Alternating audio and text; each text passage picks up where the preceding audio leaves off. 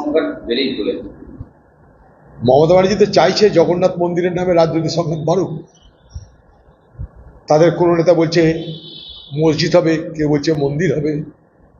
রাষ্ট্রের কাজ মন্দির বা মসজিদ বানানো নয়, রাষ্ট্রের কাজ মানুষের কল্যাণ করা। যে রাজ্য আছে রাজ্যের কল্যাণ, রাজ্যের অগ্রগতি, রাজ্যের বিকাশ। কেন্দ্রেরও কাজ একইভাবে রাষ্ট্রের বিকাশ, রাষ্ট্রের অগ্রগতি, রাষ্ট্রের উন্নতি। এখানে আমরা দেখছি অদ্ভুতভাবে মন্দির নির্মাণের প্রতিযোগিতা চলছে এবং সেই প্রতিযোগিতা আগামী বিধানসভা ভোটকে সামনে রেখে। এর আগে দেখলাম লোকসভা নির্বাচনের সময় ঘটা করে রাম মন্দির উদ্বোধন করা হলো।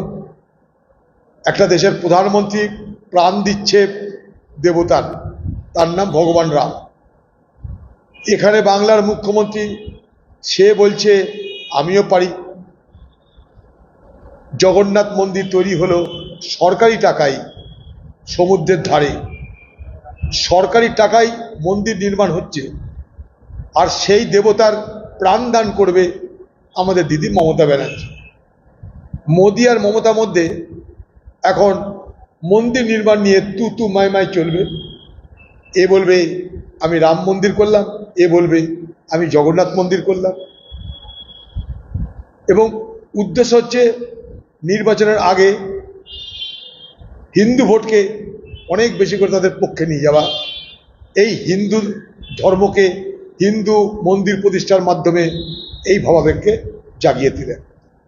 এটা কোনো রাজ্যের সরকারের বা রাষ্ট্রের কাজ হতে পারে বলে আমরা মনে করি না।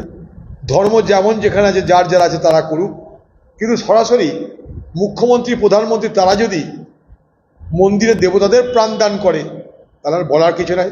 আপনারা মানুষের প্রাণ দান করুন।